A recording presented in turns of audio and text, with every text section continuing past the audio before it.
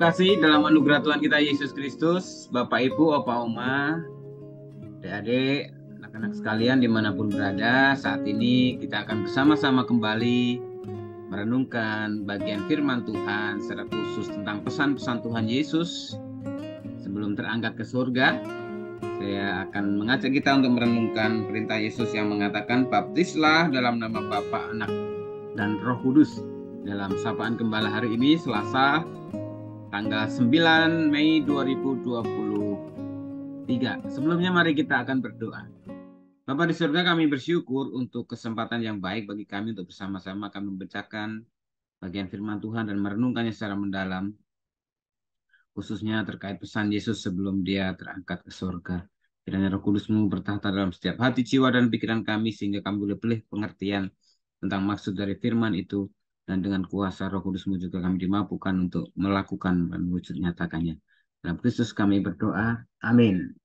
Pembacaannya masih disarankan dari Matius pasal 28. Sekali lagi kita baca supaya kita benar-benar semakin mengerti, memahami, dan bisa menghayati. 16 sampai dengan ayat 20 demikian. Dan 11 murid itu berangkat ke Galilea, ke bukit yang telah ditunjukkan Yesus kepada mereka. Ketika melihat dia, mereka menyembahnya, tetapi beberapa orang ragu-ragu. Yesus mendekati mereka dan berkata, "Kepadaku telah diberikan segala kuasa di surga dan di bumi.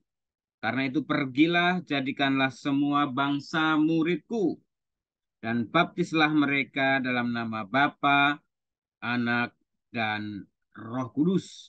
Dan ajarlah mereka melakukan segala sesuatu yang telah kuperintahkan kepadamu, dan ketahuilah aku menyertai kamu senantiasa sampai kepada akhir zaman." Yang menjadi perenungan kita, bagian dari ayat yang ke-19 demikian. Baptislah mereka dalam nama Bapa, Anak, dan Roh Kudus. Bapak saudara sekalian, tradisi baptisan sebenarnya bukan miliknya Kristen saja.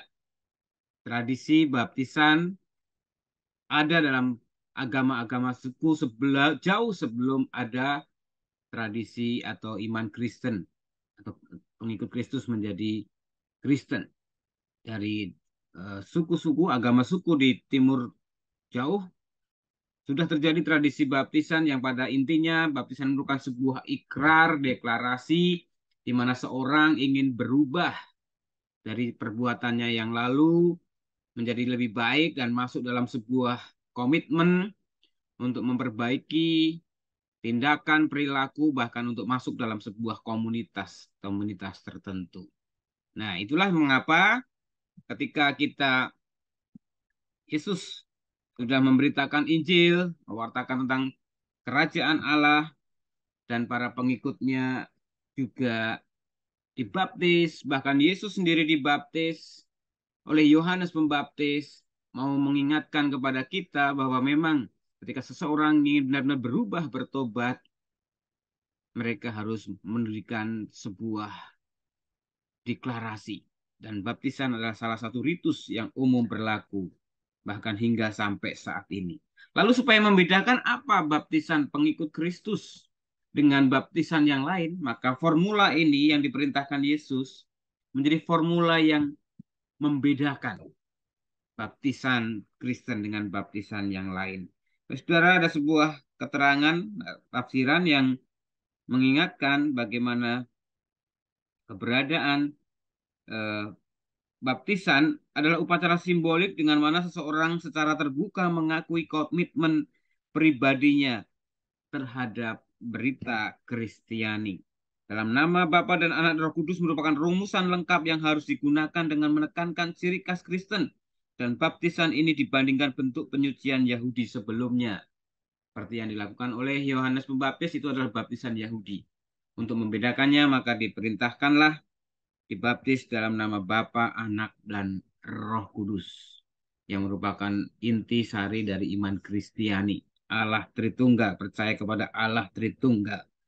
Jadi Bapak Saudara yang kasih dalam Tuhan Yesus Kristus, jelas sekali bahwa di sini ketika seseorang ingin menyatakan imannya, maka mereka harus menunjukkan sebuah komitmen secara terbuka.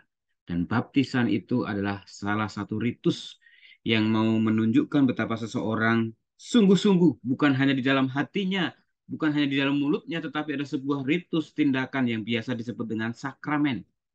Dan di sanalah orang itu benar-benar bisa diakui, diterima pengakuannya ataupun eh, keberadaannya, pernyataan imannya. Saudara, dalam tradisi GKI kita mengenal ada baptisan anak tetapi juga ada baptisan dewasa.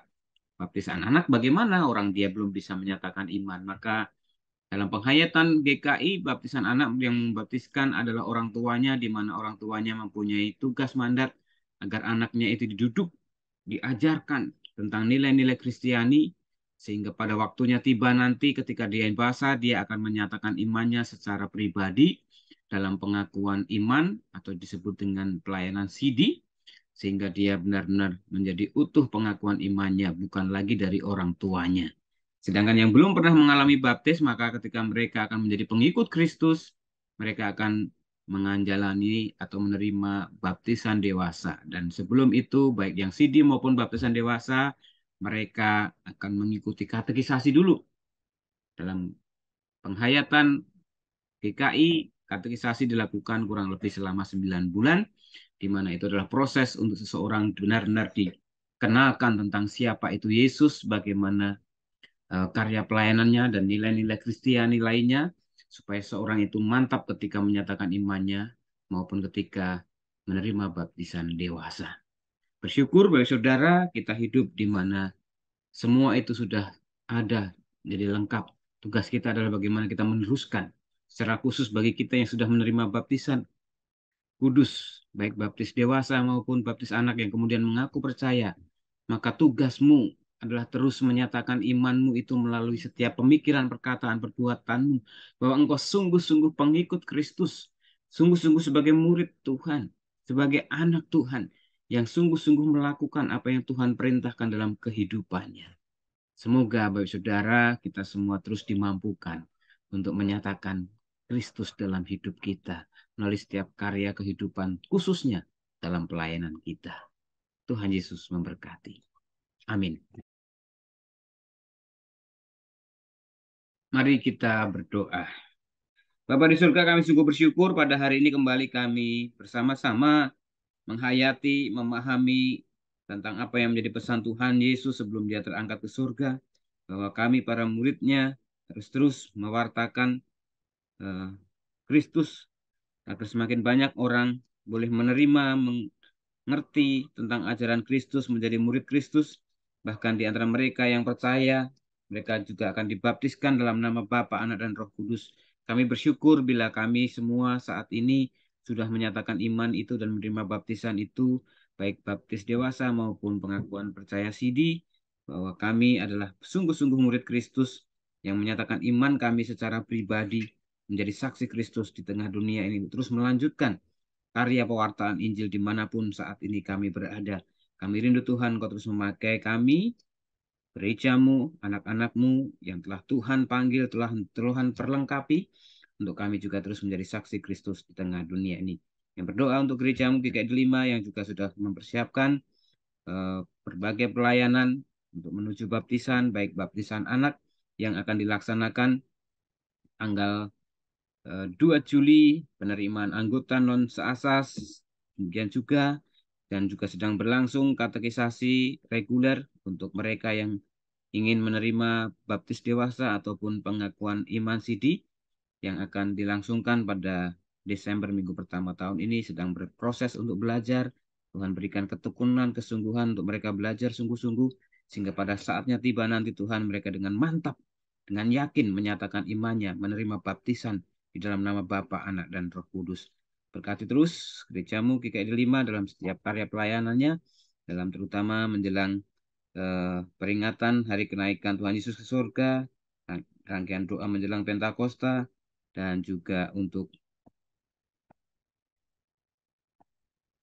hari Pentakosta. Tuhan, Kau memberkati panitia yang sudah mempersiapkannya, agar semua boleh terjadi untuk kemuliaan nama Tuhan. Saat ini kami mau bersati berdoa untuk saudara kami yang berulang tahun di tanggal 8 Mei, dan Bapak Suwandi dari Rayon Kasih.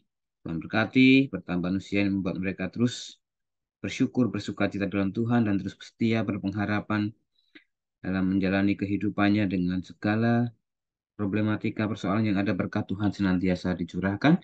Kasih karunia-Mu Tuhan terus menguatkan, memampukan mereka hidup dengan taat dan setia. Terima kasih Tuhan, kami serahkan kehidupan kami anak-anak-Mu yang sedang berjuang untuk mendapatkan jenjang sekolah yang lebih tinggi, secara khusus untuk yang mereka bergumul, mendapatkan tempat kuliah. Tuhan berkati dalam setiap tahapan proses yang ada. Berikan ketekunan, kesungguhan, semangat belajar, pantang menyerah, hingga akhirnya mereka menemukan yang tepat, yang terbaik, yang daripada Tuhan. Berkati para orang tua yang mengupayakan segala pembiayaannya, Tuhan cukupkan, Tuhan memberkatinya. Terima kasih Tuhan Yesus. Kami serahkan kehidupan seluruh umat-Mu ke dalam tangan kasih karunia-Mu. Kiranya limpahan rahmat dan cinta Tuhan menguatkan dan menopang mereka. Doa ini kami minta, kami alaskan dalam satu nama Tuhan kami Yesus Kristus yang telah mengajarkan kami berdoa. Bapa kami yang di surga, dikuduskanlah namamu, datanglah kerajaanmu, jadilah kehendak-Mu di bumi seperti di surga. Berikanlah kami pada hari ini makanan kami yang secukupnya, dan ampunilah kami akan kesalahan kami, seperti kami juga mengampuni orang yang bersalah kepada kami.